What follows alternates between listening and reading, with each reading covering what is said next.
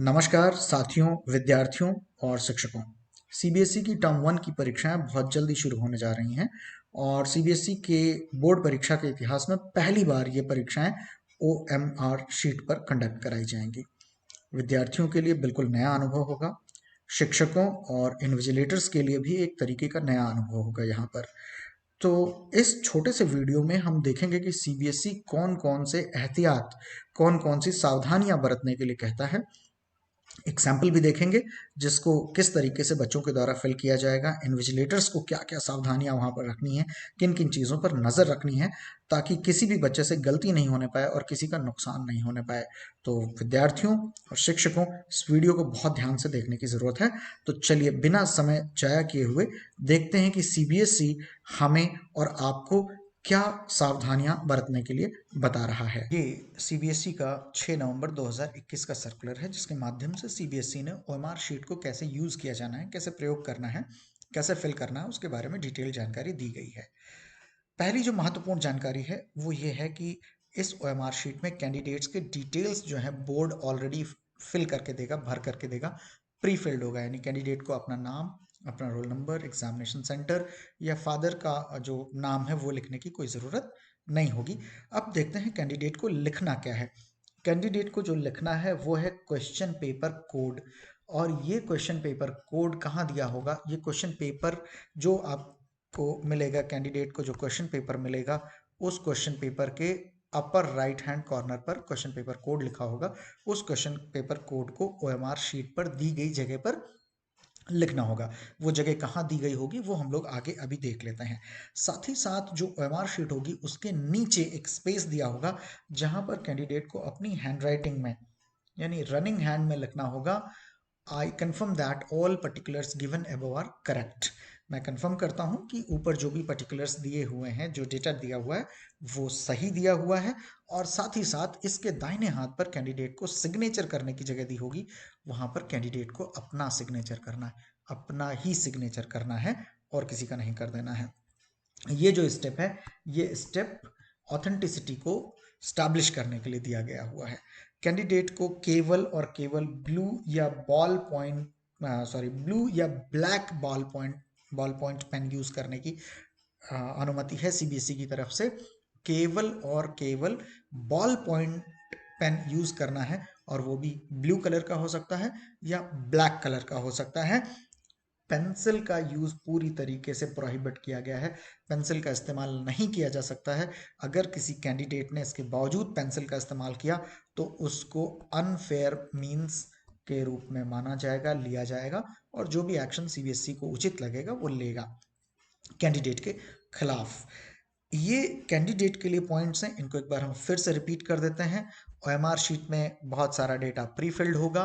Candidate को केवल question paper code लिखना है दी गई जगह पर। फिर एक स्टेटमेंट अपनी रनिंग हैंड राइटिंग में लिखना है, ब्लॉक लेटर्स में नहीं, रनिंग हैंड राइटिंग में लिखना है। और उस स्टेटमेंट को लिखने के बाद सिग्नेचर करना है। कैंडिडेट केवल और केवल बॉल पॉइंट पेन का इस्तेमाल कर सकते हैं, वो भी ब्लू या ब्लैक कलर का। पेंसिल का इस्तेमाल पूरी तरीके से प्रोहिबिटेड है।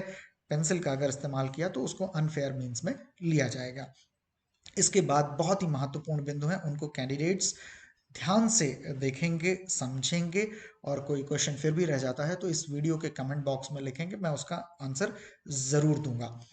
सीबीएसई ने इस ओएमआर शीट में 60 क्वेश्चंस को अटेम्प्ट करने का स्पेस दिया हुआ है, irrespective of the maximum number of questions given in the question paper। Question paper में कितने क्वेश्चंस दिए हैं इससे मतलब ना रखते हुए मैक्सिमम स्पेस 60 का दिया हुआ है, लेकिन कैंडिडेट को केवल उतने ही स्पेस को यूज करना है जितने क्वेश्चंस दिए हुए हैं क्वेश्चन पेपर पर। समझते हैं, पॉइंट नंबर 2 पे सीबीएसई समझाता है कि अगर 45 क्वेश्चंस दिए हुए हैं तो कैंडिडेट को 1 से लेकर के 45 तक के सीरियल स्पेस को ही यूज करना है, इसके नीचे के स्पेस को नहीं यूज करना है।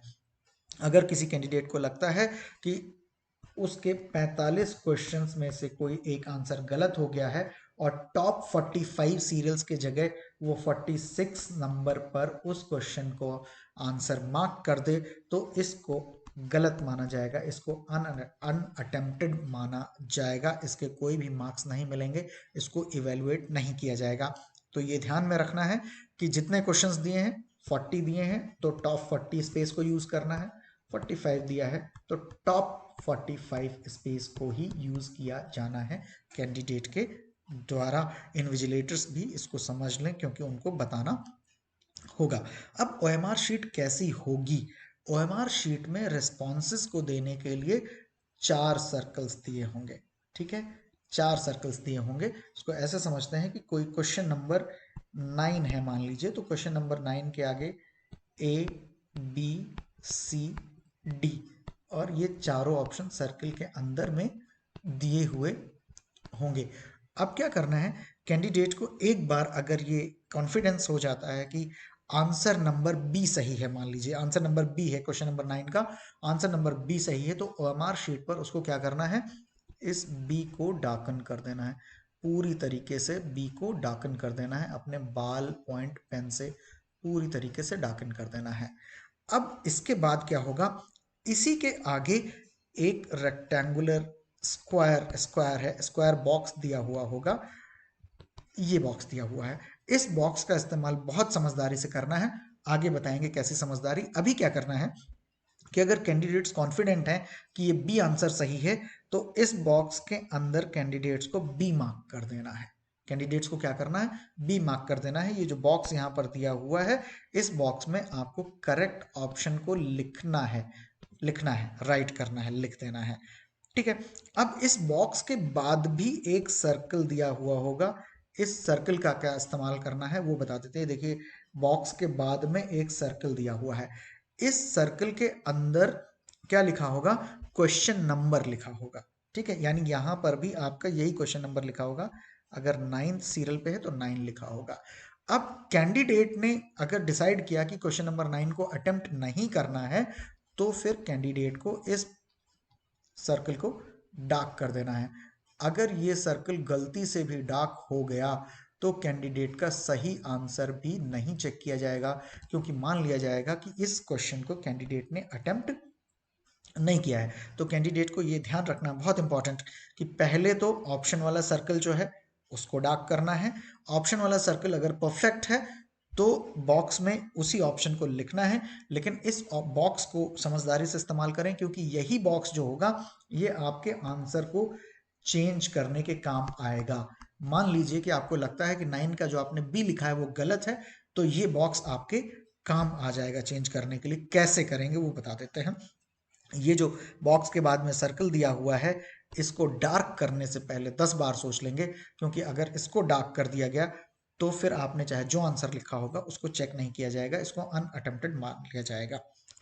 अब कैंडिडेट्स को ये एडवाइस किया जा रहा है, इस पॉइंट को ध्यान से देखें, कैंडिडेट को एडवाइस किया जा रहा है कि सबसे पहले आप सर्कल को डार्कन करें, ठीक है। सर्कल को डार्कन करने के बाद अगर आप फुल्ली सेटिस्फाइड हैं तो फिर बॉक्स के अंदर उस रिस्पॉन्स को लिख दें। लेकिन अगर आपको यानी कैंडिडेट को लगता है कि सर्कल के अंदर जो मार्क किया गया है, जो हमने डार्क किया है वो गलत था, हमको आंसर चेंज करने की ज़रूरत है।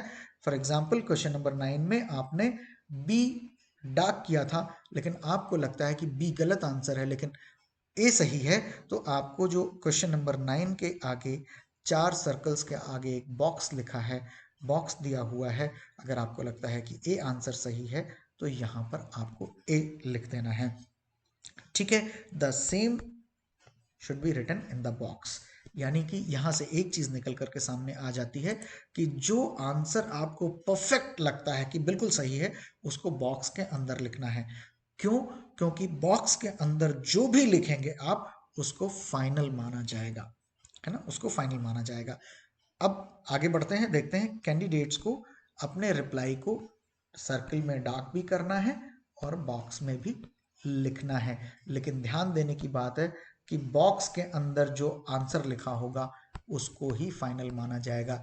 यानी कि यदि आपने सर्कल में कोई चीज मार्क कर दी है लेकिन बॉक्स के अंदर नहीं लिखा है, बॉक्स को एम्प्टी छोड़ दिया है, अगर सर्कल के अंदर मार्क कर दिया है लेकिन बॉक्स को एम्प्टी छोड़ दिया है तो इसको अनअटेम्प्टेड मान लिया जाएगा। ये मान लिया जाएगा कि बॉक्स में आंसर नहीं लिखा गया है, इसका मतलब क्वेश्चन को अटेम्प्ट नहीं किया गया है। जबकि अगर बॉक्स में लिख दिया जाता है जबकि सर्कल ब्लैंक रह जाता है, ध्यान दीजिएगा, अगर बॉक्स में लिख दिया जाता है और सर्कल ब्लैंक रह जाता है तो भी अटेम्प्टेड माना जाएगा। यानी कि बॉक्स के अंदर आंसर को लिखना सबसे ज्यादा जरूरी है। Writing inside the box is most important, ये ध्यान रखना है कि बॉक्स के अंदर लिखना सबसे ज्यादा जरूरी है। और अगर चारों सर्कल, बॉक्स और लास्ट सर्कल जिसमें क्वेश्चन नंबर लिखा है, लास्ट सर्कल में क्वेश्चन नंबर लिखा है, अगर इन तीनों चीजों को ब्लैंक छोड़ दिया जाता है तब भी मान लिया जाता है कि इस क्वेश्चन को अटेम्प्ट नहीं किया गया है। तो ये चीजें तो स्टूडेंट के लिए जरूरी हैं। आप वीडियो को रिवाइंड करके देख लीजिएगा। कोई कंफ्यूजन हो तो क्वेश्चन अपना लिख सकते हैं, जो कमेंट बॉक्स होगा मैं आंसर ज़रूर करूंगा। अब स्कूल्स को क्या करना चाहिए कि OMR शीट्स को एडवांस में डाउनलोड कर लेंगे शेड्यूल के हिसाब से, ताकि आखिरी दिन डाउनलोड करने में कोई फेलियर ना हो जाए। जो भी प्रॉपर गाइडलाइंस है उसके हिसाब से पहले से डाउनलोड करके रख लेना चाहिए। सेंटर सुपरिंटेंडेंट क्या करेंगे, इन OMR शीट्स को लॉक में रखेंगे, बताने की ज़रूरत नहीं है, रखना ही है और संभाल के रखना है। इनको खोलना केवल एग्जामिनेशन के दिन पर है, और वो भी सेंटर सुपरिंटेंडेंट की फेसिमाइल स्टैंप लग जाने के बाद में।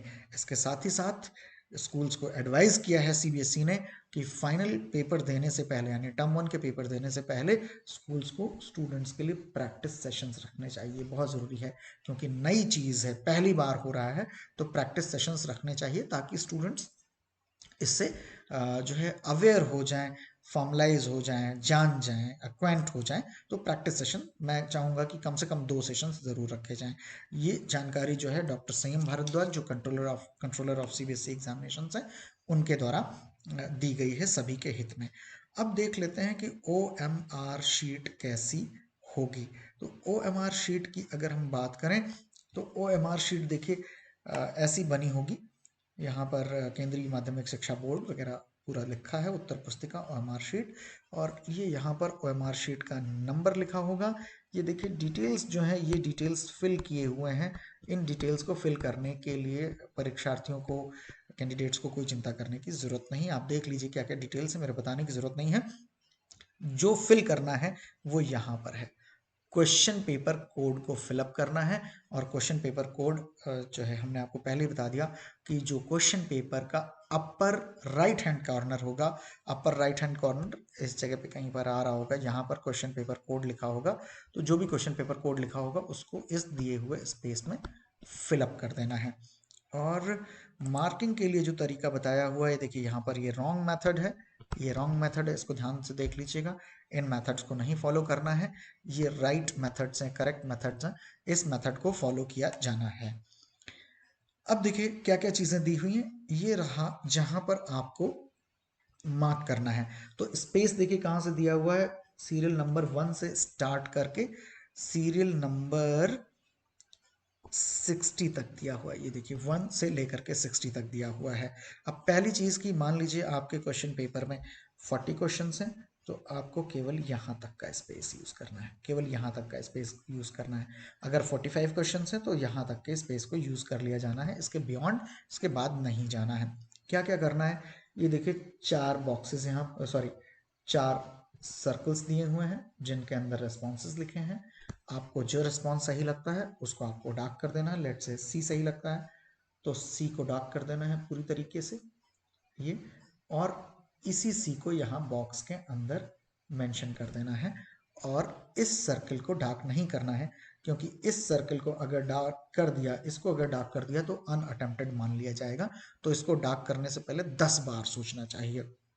अब मान लेते हैं कि क्वेश्चन नंबर 6 ऐसा है जो किसी ने अटेम्प्ट किया, उसमें आंसर लिख दिया, मार्क कर दिया, आंसर को डार्क कर दिया, ए को डार्क कर दिया, लेकिन कुछ समय के पश्चात जब वो रिवाइज करता है तो उसको लगता नहीं ए गलत है, यहाँ तो डी सही था। तो क्या करना है, इस बॉक्स में यहाँ पर डी लिख देना है।